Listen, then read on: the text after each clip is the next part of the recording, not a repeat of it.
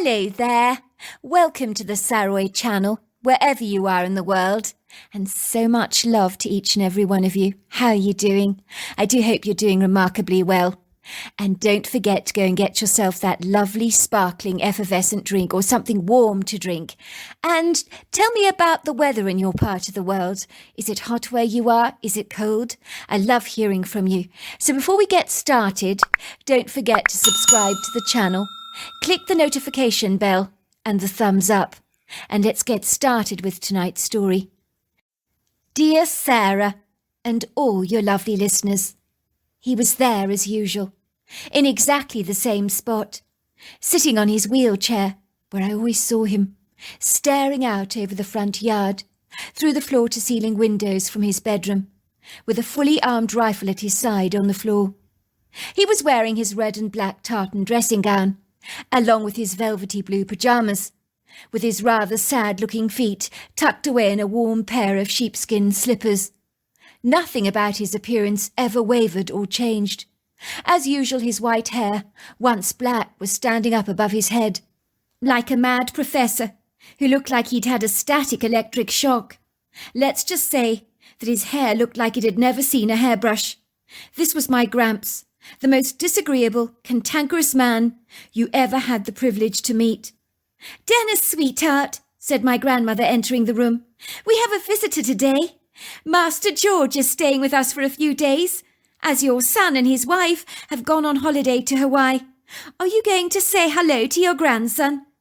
My capricious grandfather looked at me, his face wearing his usual uncongenial scowl, his white albino caterpillar eyebrows scrunching together furiously as he beheld me through his faded pale blue eyes, that although reticent in their colour, were not retiring in their piercing and invasive ability to stare right through you contemptuously.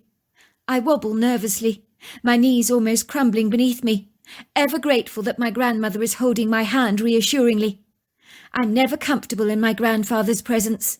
It's like my whole body sags and folds beneath me under his debilitating stare. For years I would wonder how he could have such a disabling effect on me for so many years of my young life, and that horrible penetrating look would make me feel incredibly nervous. Grandfather felt resentfully embittered of anyone that was actively mobile and could get around freely, as those days of free physical expression and movement for him had been inexpediently stolen from his life, and he blamed everything and everyone for his circumstances, when in truth he was completely responsible for his fortuitous condition. But taking accountability for anything was not one of my grandfather's stronger points. "What's wrong with our bloody son?" he complains belligerently. "Why can't he look after his son himself? Typical of him, always saddling our grandson off on us at the first opportunity he gets, so he can saunter on the beach in Hawaii with his wife. Lazy sod." "Now, sweetheart, that's no way to talk about your son, or your grandson for that matter. You're being incredibly ungracious. We're very happy to have you staying here with us, George. Don't mind your grandfather's cutting words. He doesn't mean a word of it, really. He's a grumpy old man. That's all. Don't take any notice of him." "Don't I mean what I say?" spouts my grandfather, staring at me rudely through glaring eyes that never leave me for a single moment. "I think you'll find I do mean exactly what I say. Every word of it," he says, swivelling his head around to his regular position of watching the yard, while he looks through his binoculars like an assiduous centurion on guard duty, manning the fort from an unwanted, unwelcome and uninvited intruder. My grandparents' farmhouse is tucked away from the road, opposite a very rural but long driveway of white sand that has never been paved or asphalted. The view from his room is extremely pretty, with an extensive green manicured lawn, bespeckled with the occasional tree, and on the right-hand side is a collection of trees fringing the edges of a sizable woodgrove, where the occasional animal would very unwisely, to their perilous misfortune and woe, saunter onto the lawn, sometimes a deer, a raccoon, a bear, a rabbit, or even a cat. But heaven help those animals, as my grandfather would roll his wheelchair on the patio and start taking pop shots at anything that came into view, as nothing could escape the wrath of my grandfather, who was like Mount Vesuvius in Italy, suppressing beneath the benign exterior of his sultry facade a boiling anger which was brewing and stewing inside him, waiting to explode. My grandmother would guide me gently into the kitchen, where Millie, the family housekeeper, would be cooking on the gas hob of my grandmother's range oven. She worked for my grandparents in the morning and at the neighbouring farm in the afternoons, and she was a sensational cook who was originally from Ireland, so I was introduced to the magical world of steamed puddings, and my all-time favourite was Spotted Dick, jam roly-poly, and the pièce de résistance was sticky toffee pudding, which she served with lashings of custard, and it was so good. Even my grandfather had warmed to the woman, so maybe there is truth in the saying that the way to a man's heart is through his stomach, even if the heart is rigidly cold, and as fractured as my grandfather's was. I still dream about that pudding all these years later, and although my wife has tried to appease me with her meagre attempts, she's never made sticky toffee pudding like Millie did back in the good old days, when I was a 10-year-old boy. Millie wipes her floury hands on her apron and covers her ample figure. "Oh, Master George, it's so good to see you. Would you like some tea?" I'd always say yes, as tea with Millie was so good. It would mean scones with jam and cream, or a large slice of her decadent apple pie, and my grandmother would join me, sitting opposite me, pouring the tea from her kettle into 2 china porcelain teacups and handing one to me. I'd never been a tea drinker, but tea and apple pie were so good. "Why is Gramps so grumpy all the time?" I'd asked my grandmother. "Why is he so horrible?" My grandmother had grabbed my little hand in her larger warm one to give it an encouraging squeeze. "Don't take it badly, George. Your grandfather's a very moody man. He's cantankerous, I know, but it's easy to get cranky when you're in a wheelchair, so we must cut him some slack, I think. There was a time when your Gramps was quite the charmer, but all that died when he ended up in a wheelchair. He changed after that. It was like all his negative traits surfaced and the good ones were suppressed. Whoever said struggle makes you a better person must have been smoking crack or something." "Why is he crippled, Granny? Why can he only walk when he's wearing crutches and he sits in the chair all the time?" "Your Gramps was mauled by a lion in Kenya, dear. You see, when I met your grandfather and we got married, he was a passionate hunter. He grew tired of hunting mule deer and elk. No, he wanted much bigger quarry than that. So he boasted to all his friends that he was going to Africa to take down a male lion. Of course, he meant every word of it. Your grandfather had a huge ego on him. I think he fancied showing off his hunting prowess in Africa to everyone. So he insisted on going to Kenya. I wasn't happy about it at all, but I went there with him, for the adventure, of course, and to have a marvellous time, but certainly not for taking down a lion. I didn't approve of that at all. Your grandfather behaved like a complete lunatic, I'm sorry to have to tell you, but there are no words to describe his behaviour better. I was actually exceedingly embarrassed and very disappointed in his antics, and I had to apologise profusely to the Masai Mara tribe. Apparently he went dashing after the male lion to get a closer shot, against the advice of the Masai warriors who had accompanied him on the hunt and were giving him sound advice on killing a lion. But your grandfather, no, he wouldn't listen. Your grandfather knew better, as he always does. He wanted to get close up and personal with the lion before he took it down. He's always had that stubborn, obstinate streak to him throughout his life. He hasn't changed, has he? Killing a lion is not like killing an elk. You know the lion head is hanging on our bedroom wall right now. That was the lion that mauled your grandfather, that was killed by the Masai warriors. It's the first thing I see when I get up in the morning, and it gives me quite a start at times, I hasten to say. It's rather intimidating in the middle of the night to see that lion's face staring back at you in the dark shadows. Your grandfather did not return home from Kenya unscathed. He spent weeks recuperating in hospital, and when he learnt he was crippled for life, he was never the same again after that. So now he's taken to shooting at domestic cats, rabbits and deer. Literally anything that tickles his fancy. And believe me, I try to stop him, but I can't do a bloody thing to subjugate his desire to hunt from the patio of our bedroom.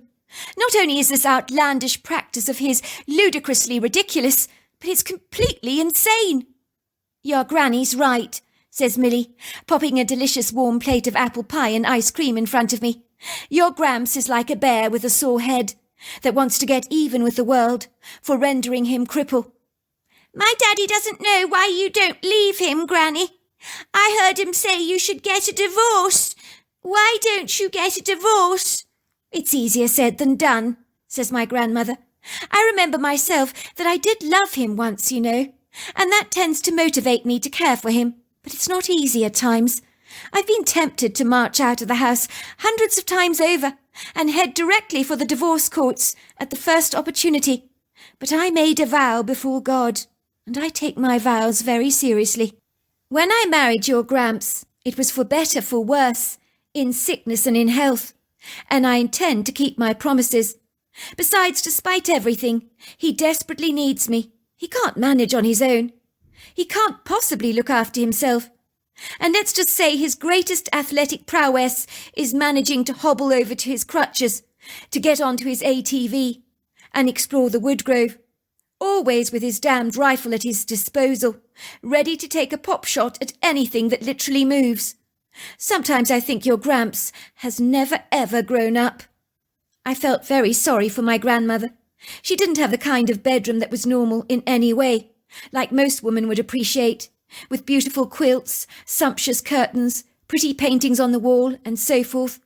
The bedroom was like a museum, with my opinionated grandfather's indelible dogmatic influences dominating everything, which proved exactly what I believed, that from my Gramps' wheelchair he ruled the house with a dictatorial, autocratic iron rod.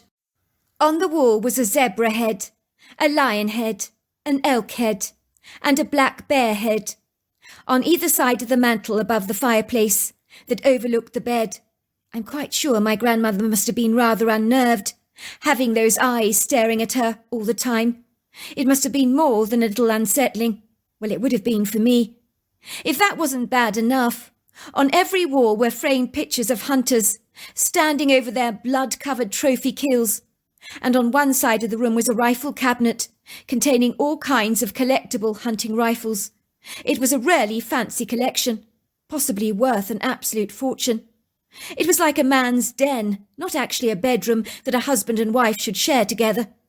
But let's just say the vacillating intimacy in my grandparents' relationship long since burnt out, and the bedroom possessed only 2 single beds, as my grandparents no longer shared a bed together. I mean, who would personally want to climb into bed with a contemptuous grizzly bear like my grandfather? At the far end of the room opposite the fireplace was a lovely living room area, with a coffee table covered with books on hunting and lots of picture books on lions, along with a couple of comfortable upholstered chairs. So let's just say my obsequious grandmother's personality had been crushed to one side to make a way for the bulldozer of my overbearing grandfather, whose presence commanded the house so arbitrarily in every regard, announcing all too clearly who ruled the roost. One day as I was in the kitchen helping Millie out by baking chocolate chip cookies with her, or more to the point, she was giving me an instructive cookery lesson, we heard the ominous ear-piercing sound of my grandfather's rifle going off 6 times. Pop, pop, pop, pop, pop. Millie audibly groaned. That bloody man! What's he up to now? We assumed he'd killed another rabbit or something else, but it seemed like he'd actually killed the neighbour's ginger cat, and he didn't give a damn about that. It was as if butter wouldn't melt in his mouth. Millie was absolutely furious, as she knew the neighbour's ginger cat was a beloved member of the Godfrey family. Millie worked for the Godfreys from 1 o'clock to 4 o'clock every afternoon, and knew Mrs. Godfrey exceedingly well. "How could you do that, sir?" she said to my grandfather. "That's the neighbour's cat. They're going to be absolutely devastated. And I'm sorry, but I'm going to inform them what you did. I'm not going to cover up for you, sir, and say it was an accident, because I know it wasn't." "Get over yourself, Millie. It's only a bloody cat," he'd growled. "What's wrong with you, sir? Haven't you got anything better to do with your time than just shoot at things from your patio? It's not normal. What you're doing is insanely cruel. You need a creative outlet, sir, to express yourself, but not this. This is madness. Oh, get over yourself, Milly, my grandfather growled again. I'll do what I bloody like. I'll tell you what's not normal, woman. Being stuck in a wheelchair every day of my goddamn life. Why don't you quit feeling sorry for yourself, sir? I mean, you're not paralysed, are you? Your condition could have been a whole lot worse, sir. And you're alive, aren't you? I mean, that Masai Mara warrior saved your life when he killed that lion on your behalf. You have much to be thankful for. Many people in your condition have gone on to become great artists, phenomenal cooks, and even entered Olympic sports games. There's no excuse for you to go squandering your own life away in a watering hole of your own self-pity. It's pathetic. You're pathetic, sir. I'll tell you something else, sir. You enjoy hurting animals. And you enjoy hurting people. Because you want everyone to hurt like you are hurting. That's why you do it in the first place. You're so angry with the world. You blame everyone else for your plight. I feel sorry for you, sir. You're a victim of your own self-pity. You need to get over yourself, or you'll be miserable your whole life. And your point is, Milly? My point is, sir, is you're not as badly off as you think. There's always someone far worse off than you are. It would do you well to remember that. I saw a programme once, sir, of a man who doesn't even have any legs. He walks on his hands to get around. He was born like that. And you know what the difference is between you and him, sir? He actually wears a smile on his face. Yes, he does, and he gets on with his life. But no, you are a miserable, cantankerous bully. That's what you are. No one likes you, and you've only got yourself to blame for that. You're lucky to have such a long-suffering wife. If you were my husband, I'd have dumped you a long time ago. Well, it's a jolly good thing that I'm not your husband, isn't it then, Milly? If I married you, it would be only for your sticky toffee pudding. Nothing else, I can promise you of that. When Milly returned to the kitchen, she was shaking with indignation. She was clearly rattled by my Gramps' obnoxious behaviour. With hands covered with flour, she speedily uses an ice cream scoop, ladles out cookie mixture onto the baking trays, and presses the cookies down furiously with her fingers, throwing them into the oven with a mighty bang, so that even the oven vibrates. Your grandfather, she growls. Sometimes I wish I could murder him myself. Oh, I'm so sorry, Master George. Forgive me for saying that. I don't mean to be offensive, she says, cupping a hand over her mouth apologetically. I really didn't mean to upset you. I'm sure there is good in your grandfather, somewhere. But right now, I just don't see it. I could cheerfully wring his neck, but I assure you, I don't mean that literally. I don't think my Gramps is a good man, I say. He's horrible. I wish he would stop hurting little animals. He's a bully. I feel so upset that he hurt the poor little ginger cat. Moments later, I hear my grandfather chuckling, followed by a woman's frantic screams, and then someone pounding at the front door so loudly that it was amazing it didn't come crashing down. Milly opened it to the next-door neighbour, whom she had contacted to tell them about their ginger cat. "Where is he?" says Mrs. Godfrey, storming past us like a trampeding elephant in musk that has an axe to grind. The poor woman's eyes are red from tears, her body trembling with an indignant rage that is so profound it dwarfs my own grandfather's capricious belligerence. The woman just storms into my grandfather's room and actually pushes him out of his wheelchair, so that he lands on the floor in a crumpled heap. I was so impressed, as she had done something we had longed to do, but never had the courage to actually do it.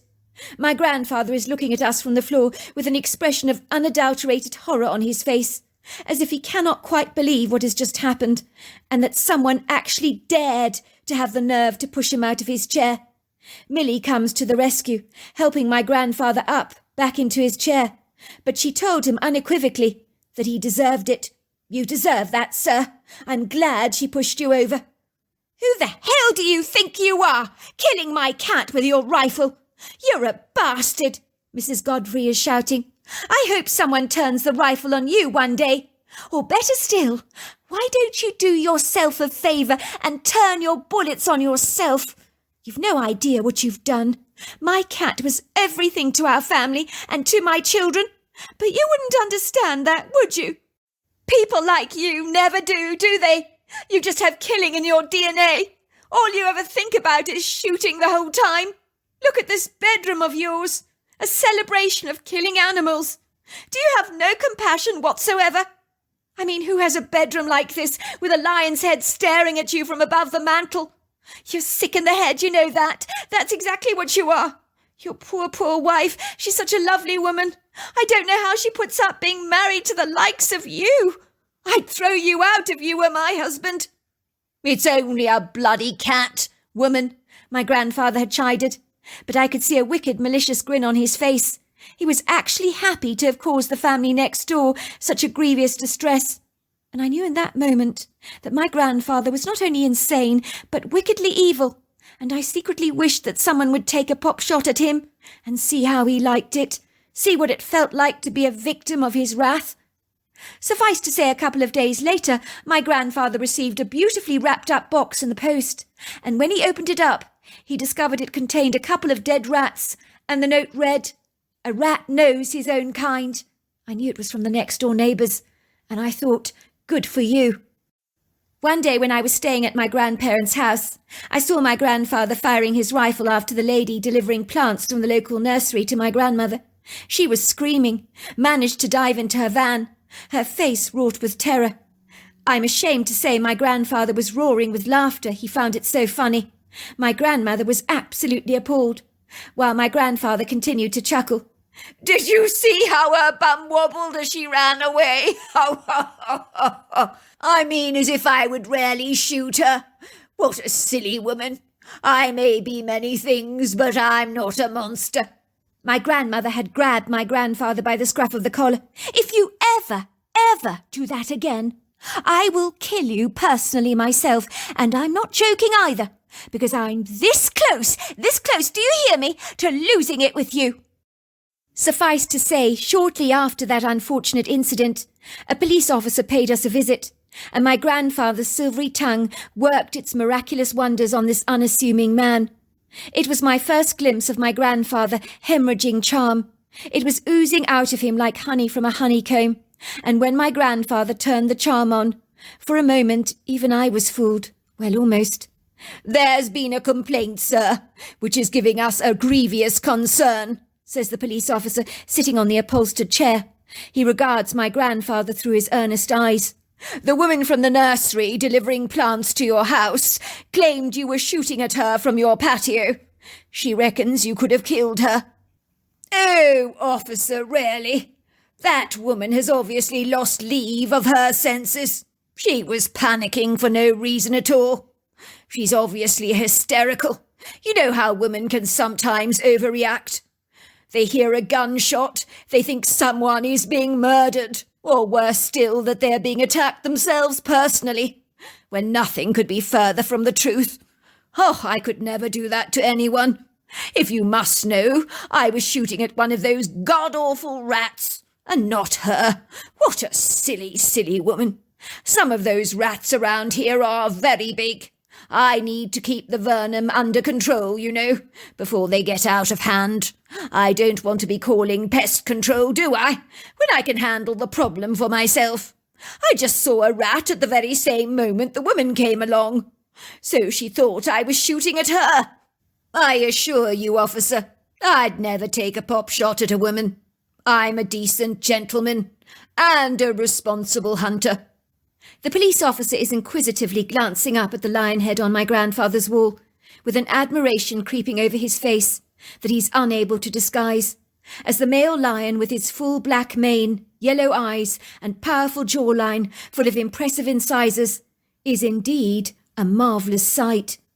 "I killed him myself," boasts my grandfather proudly, "when I was in Kenya. Marvellous specimen, is he not? Very, very big cat. He was the largest of 3 brothers." I heard him telling the police officer. Of course he was talking a bunch of baloney.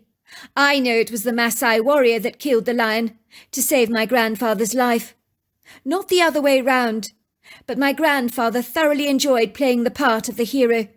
He conveniently misses all that out and spins an erroneous, spurious story of his heroism, while the officer is transfixed, staring at my grandfather with wide eyes. "Sir, I really admire your courage. I don't think I could take down a lion. I'd be far too afraid. And this lion head tells me that this cat was one hell of a cat to take down." I'm thinking to myself, even as a 10-year-old boy, if only you knew the half of it, sir.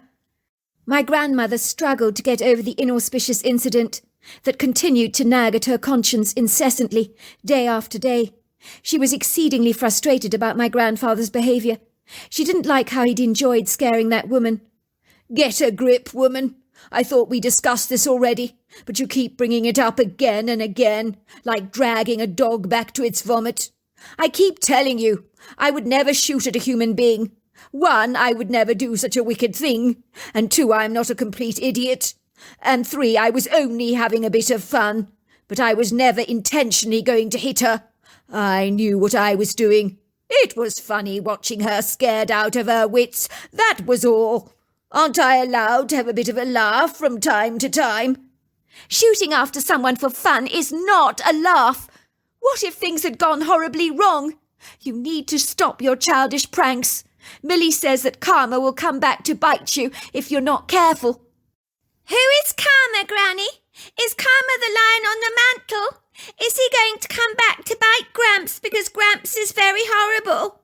"Karma's not an animal, George, and it's not a lion. It means if you do something bad, that the scales are tipped against you. And when they're tipped too far one way, you have to create balance and justice so the universe gets even with you by bringing something bad your way to even out the score so that the scale is balanced again." "For goodness sake, sweetheart," says my grandfather, scolding, "stop filling the kid's head with poppycock, will you? There's no such thing as karma, George. Don't listen to your grandmother." Let's just say that one day I was to learn that maybe there is such a thing as karma after all. It was early morning. I was staying at my grandmother's house for the week. My mother and father were often going away, as my mother wrote articles for magazines and was often visiting interesting parts of the globe, so she dropped me off at my grandmother's place as a matter of routine. My father adored his mother, but his relationship with his dad was bristly and fractured at the best of times, and there was no love lost between the two of them, which was really sad. I often heard my dad telling my mother how much he loathed his father, as the moody, cantankerous man was like a tempestuous storm brewing over the horizon, threatening lightning strikes at any given moment. He described my grandfather's mood as vacillating and unpredictable, just like the stormy weather. Both my parents lived in a pretty Charleston neighbourhood, in a semi-detached home in a friendly area, where everyone was on friendly terms with each other, and where I had friends who lived locally, who I would play with after school, riding our bikes down the street. My grandparents' red-bricked farmhouse was in the countryside, near the Harper's Ferry National Park. Harper's Ferry is a town in Jefferson County, in the eastern panhandle of West Virginia, at the confluence of the Shenandoah and Potomac rivers, in the Blue Ridge Mountains, where West Virginia, Virginia, and Maryland converge. The area is viridescent in its natural verdant regalia, seen in the trees that confiscate the landscape so magnanimously. Then there are the mountains that pirouette into the sky with a graceful, slumbering, rather idle repose, their undulating contours often carpeted with thick rugs of leafy green foliage. These statuesque trees conglomerate together in imposing congenial groups, while the turquoise skies, the twinkling waterways are certainly something to behold, inviting much appreciation to visitors to the area. I would take a 9-hour drive from my parents to drop me off at my grandparents' home, which is why I stayed there for several days. I always loved going there, but I made a practice of saying a brief hello to my grandfather, while I spent most of the time in the backyard climbing trees or riding bikes. I avoided the front yard like the plague. I knew my grandfather had his beady eyes pinned tirelessly on the area, and I didn't fancy any random pop shots being fired my way. Besides, my grandmother had warned me to stay the hell away from him, which I did without much encouragement, I might add. On the fateful day in question, it was cold. Autumn had dramatically shanghaied the landscape, spritzing her vibrant scenery in blazing bright reds, ambers, burnt oranges and golds, and many of the flowering dogwoods, the black cherries, the oak trees, the hornbeams, the sourwoods, and the sweet gum trees were ablaze with flaming brilliant colours, wearing their pre-winter leafy overcoats exceedingly proudly, while the warm sunny days seemed increasingly subdued, almost as if the lackadaisical sun had taken a rain check for a while. On this particular morning, it was one of the first mornings my grandmother was making a fire. My grandfather was sitting impatiently in his wheelchair, complaining bitterly about how cold it was. "Get a move on with the fire, woman," he chided. "My toes are like lumps of ice." It wasn't even winter yet, and everything was cold. So I stood in my grandparents' room, not because I wanted to be anywhere near my capricious grandfather, but because I wanted to snatch any warmth I could, and the idea of a pleasing fire overcame my reticence and reserve about hanging around the contemptuous lump sitting in the wheelchair not too far away from me. My grandmother was fiddling around industriously with the fireplace, stacking wood, while me and my grandfather are staring out at the front yard. We saw what looks like a terrified deer, scampering through the woods, darting right past my grandfather's window. The deer looks incredibly nervous. My grandfather begins to twitch excitedly and quickly pulls out his rifle. That's when we see this ambiguous creature tearing after the deer, running across the lawn, and I know at once what it is. I am so incredibly excited. I quickly grab my grandfather's binoculars, wobbling unsteadily as I try to focus on the creature, but he keeps moving out of my field of vision with his long, graceful legs. I hear my grandfather saying, "Bloody hell! What in God's name is that thing?" My fingers are trembling. I'm focusing on the creature. He's easily 7 foot tall, covered in long, flowing dark hair, the colour of coal, with deep-set dark eyes, and a distinguished human-looking face, with overlong arms like a primate.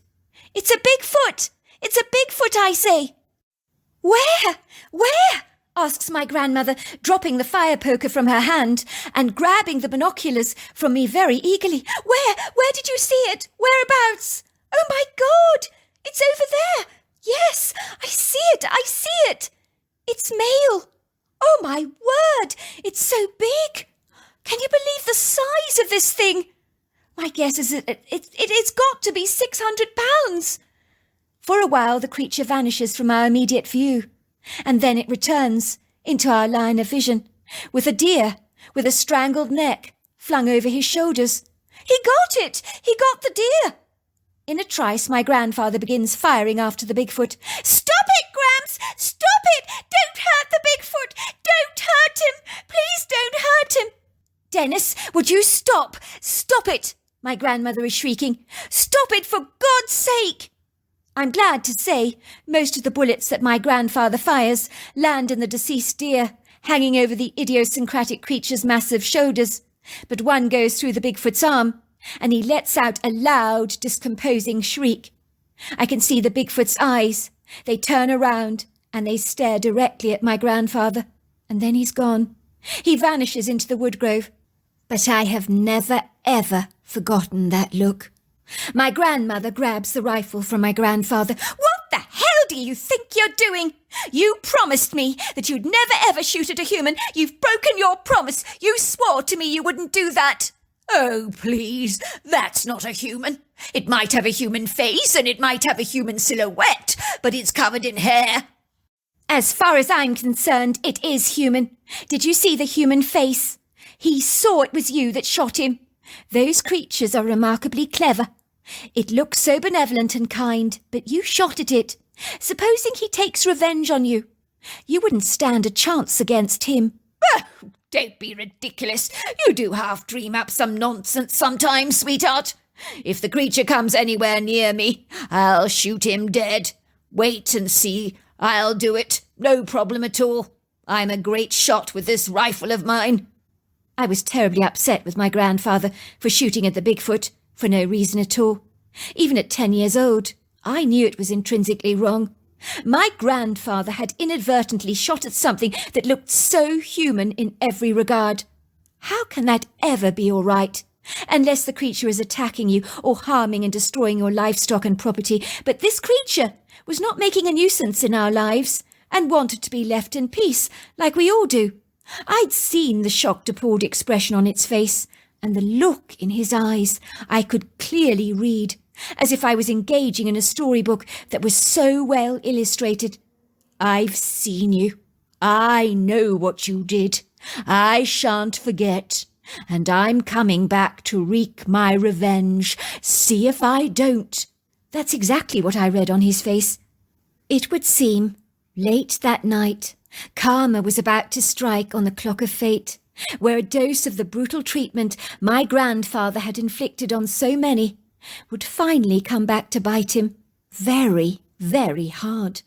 I know it sounds crazy, but both me and my grandmother sensed that the Bigfoot my grandfather shot would retaliate in some way, and we weren't wrong about that.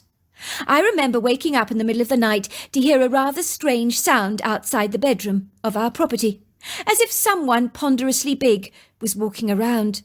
But truly I thought it was a couple of raccoons or something else playing in the yard, and I didn't give the matter a second thought, although I should have done. The next morning my grandmother comes bolting into my bedroom. She moves as speedily as an angry wind. She draws back the curtains to invite in the light. George, wake up! Wake up, George! Have you seen your grandfather anywhere? He's disappeared, vanished off the face of the earth, nowhere to be seen. My grandmother's face looks astonished rather than aggrieved. I've checked the ATV, and it's still there, parked in its usual place, where it's always been. So where in God's name has he got to? I'm worried sick.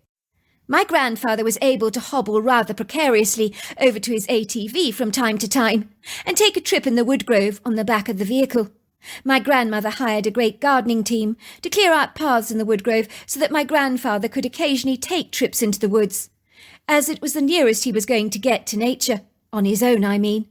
But more often than not, the physical exertion would overwhelm him. But if the ATV was gone and his crutches undisturbed, where was he? Nobody disappears off the face of the earth like this. No, Granny, I haven't seen him. Where's he got to? That's the problem. Where's he gone? Says my grandmother. He couldn't get very far on his crippled legs without his crutches. I dart down to my grandparents' bedroom, and sure enough, my grandfather's bed is empty. The sheets are icy cold. Furthermore, there are leaves and bracken scattered all over the carpet. That is rather odd.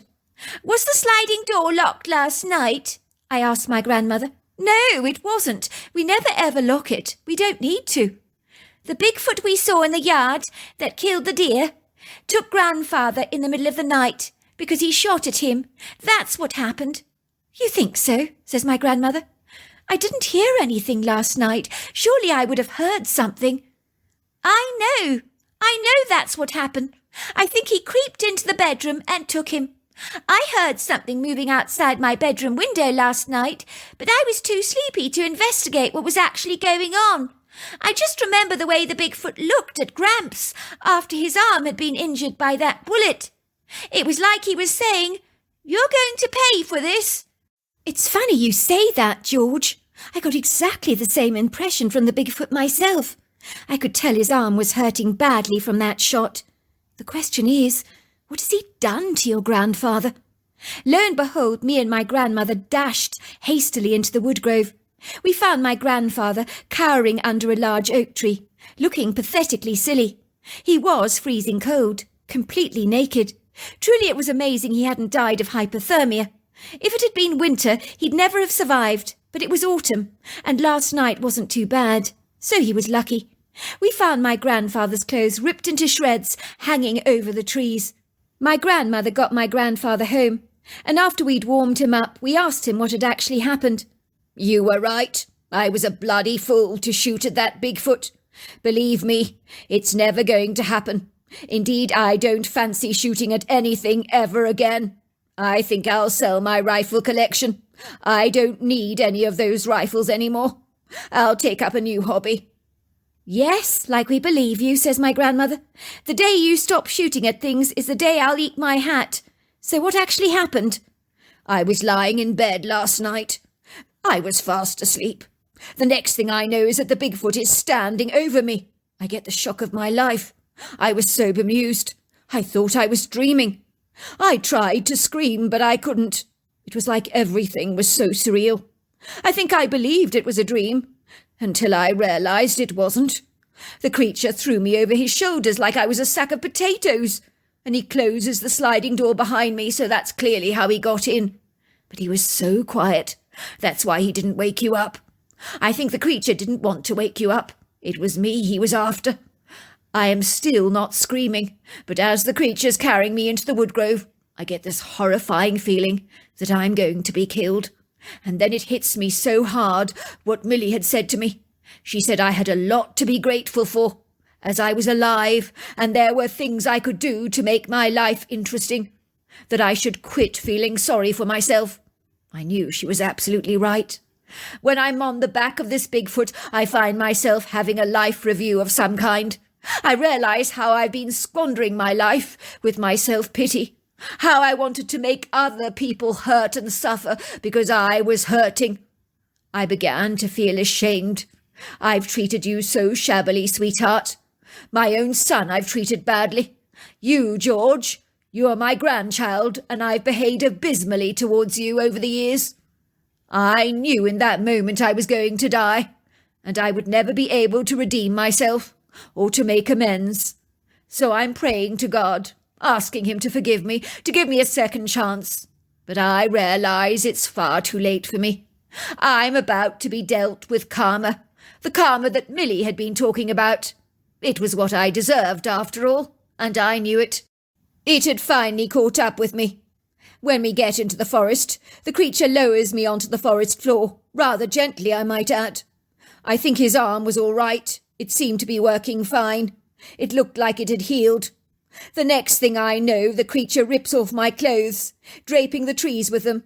He stares at me in the eyes, and I actually hear the words, "Next time, I'll kill you, if you ever do that again."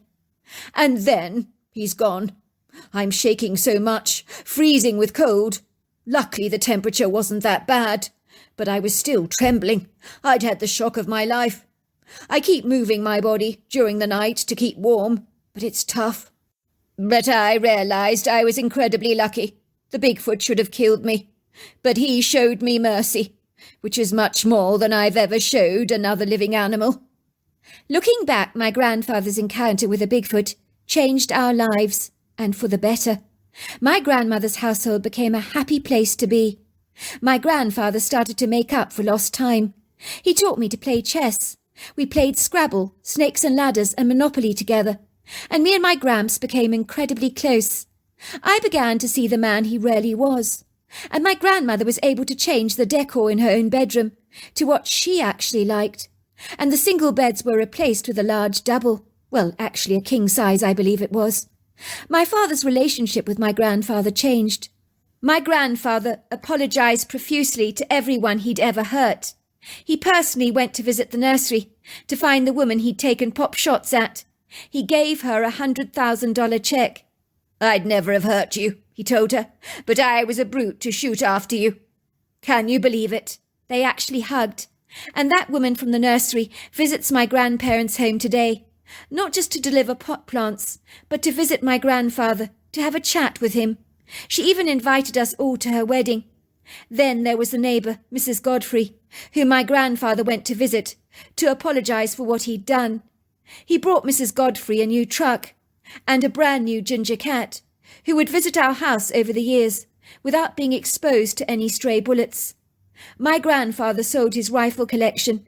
Believe it or not, the police officer who visited our house was given the lion's head from my grandfather, and Millie was given a pay rise. I was given the zebra head. My parents were given an all-expenses-paid holiday to Europe, and my grandmother was given a black stallion. Even the Bigfoot was not forgotten about, as my grandfather left a huge basket of treats in the woodgrove, with nuts and fruit and everything you can imagine in it, which he places there every year without fail, on exactly the same date, by way of an apology.